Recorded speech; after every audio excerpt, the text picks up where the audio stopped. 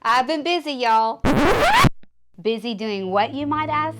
Well, I am enjoying all of these beautiful antiques and vintage finds that I just brought home with me from my latest antiquing trip. A few weeks ago, I shared a behind-the-scenes look at what I look for and how I go shopping, and today I wanted to share with you some of the beautiful things I brought home. The funny thing is, on that trip, I didn't get a single thing on my wish list. I want to share this with you so you can see the types of things that I look for, and when I see something, how I envision using it in my projects. Now, the first two things that I bought were actually the biggest purchases I made on this antiquing trip. And one of them is one of my most favorite pieces I have ever bought on any antiquing trip.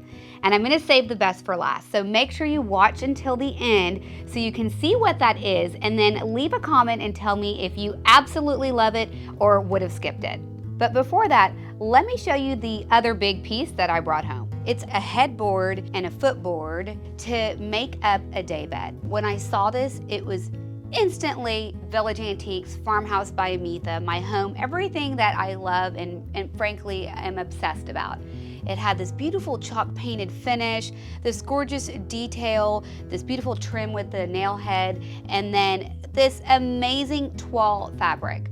I love everything toile, and I especially loved this one because of the beautiful color palette of this gorgeous gray blue and this really soft creamy yellow and this very idyllic scene here where everyone's sort of enjoying life. Now this, I will admit, is a piece that I didn't have a specific spot for, but I think I have a few optional spots throughout my home. This could easily be in maybe the foyer of my office and replace another piece of furniture, or in one of our seating rooms, or even in a bigger walk-in closet, which I'm imagining once I put it together, it may fit in beautifully. Now this right here is totally my jam, and the sorts of colors and details and stories and the patterns that I love to go for. But I wanted to show you two pieces of artwork that I picked up that are in complete contrast to this style, which is my typical style. When I stumbled upon this, my husband was actually really shocked that I liked it. Now, I'm actually on an art buying ban at my house because we've pretty much run out of places to put them. So I've come up with this new thing that I love doing in my home, which is to change out my artwork during the seasons. Now, I know I sound like a crazy lady who has lots of time, but I do this in one or two areas like our dining room or our family room where I love doing fall and holiday decor during the seasons anyways. So I imagine using this beautiful painting over my dining room buffet and bringing some of those rustic fall decor colors into my room.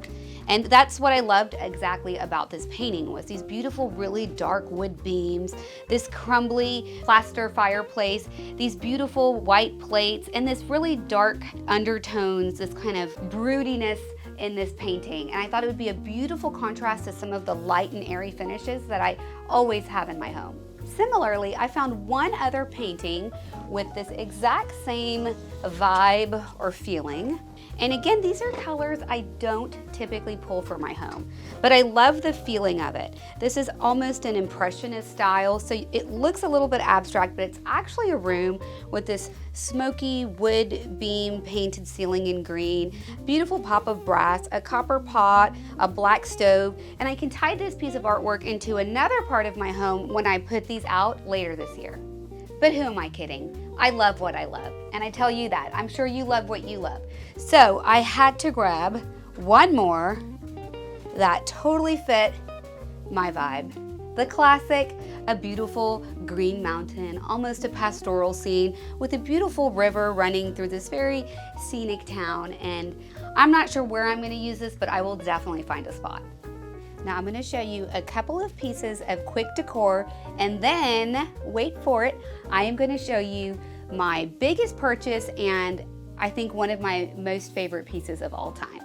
Before we jump into that though, I wanted to share just a little bit of decor because whenever I go antiquing, one of my fallbacks is always just picking up a little piece of decor to remember that trip or experience by. And I love these little pieces of gold bookends and this real pretty tray to bring into my office so I can bring a little bit of glam into my very kind of relaxed, elegant Farmhouse Plus style. I looked for things that I could just use around my office, like on my desktop, and I found this really beautiful gold and royal blue crown emblem detail box, which I thought was really cute because sometimes I take off my jewelry and things when I'm sitting at my desk. And then I found this cute little painting of somewhere in Europe that I can put on a little easel. Thought this was really beautiful. And then I found these really gorgeous bookends. So this is a great little addition to put in on my desk for my daily planners and calendars and books that I still actually use. And then I love this little tray to maybe house all of the items together, just like you saw on my desk, and keep all of my glam pieces organized and stylish in one place. I've been so excited to share this behind me with you as one of my favorite finds of all time. You've been getting little sneak peeks and hints of it, but I bet you can't imagine the magnitude of this or what this even is. So this behind me is a beautiful old wall screen or room divider. It's almost like an accordion style where it folds up, and you can use this object behind me to partition a room, or the way I'm going to use it, probably create a backdrop for a room. Now, finding a backdrop for a room was not on my list of things to look for on my antiquing trip. But when I saw this, it was one of those pieces that just made me stop in my tracks. Now, if it would make you stop in your tracks, leave a comment and let me know. But I had to really stop and ask myself, where on earth can I use this? One idea I thought about was use this behind a bed and open this up completely. I could separate it and use it as panels behind nightstands and a headboard, or in a room that's large enough to just keep it open just like this and put a pair of chairs right in front of it, so you just feel like you're surrounded by something beautiful. So in your own home, just think about those big or difficult areas to furnish. These kinds of pieces that just stop you in your track and you don't know what to do with them are the perfect solution for those difficult spots. Now, another tip I want to share with you is be a little forgiving when you look for old pieces. Here you can see right in the top left-hand corner where our eye automatically goes to start looking at anything is a big tear. And then there's one right here as well. Those imperfections never stop me from buying a beautiful old item for my own home, especially when it's a one-of-a-kind piece like this. And what's great about this piece is it's also finished on the back side, so it's perfect to be a free floating piece, or you could use this side as your main focal point. So tell me your thoughts. Leave a comment and let me know which one of all of these beautiful pieces is your favorite one. And if you have a favorite in your own home from one of your antiquing trips, leave it in the comments and let us know. Me and my team love reading your comments each week and love the amazing Farmhouse by Amitha community that's being created right here.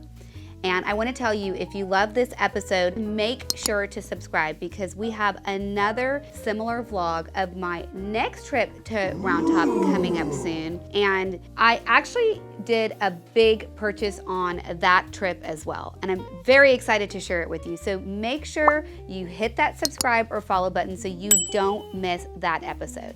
If you like this video, be sure to give it a thumbs up. That helps me know that you love this type of content. After that, head over to my blog where you can sign up to receive your design newsletter and soak in endless hours of incredible design tips. And of course, if you love all of the beautiful things that you were seeing here, you can find things just like this and more at our shop in Houston, Texas. So if you're here or you're visiting, please stop on by. Till the next time we meet, keep using your amazing design gifts to create heart in your home. Complete contrast to this. I missed one of the call stack. Then hit the ring, hit the bell. Let me start over. Keep making your home amazing with your design gifts. Let me say that last one over. Till the next time we meet, keep using your amazing design gifts to create heart in your home.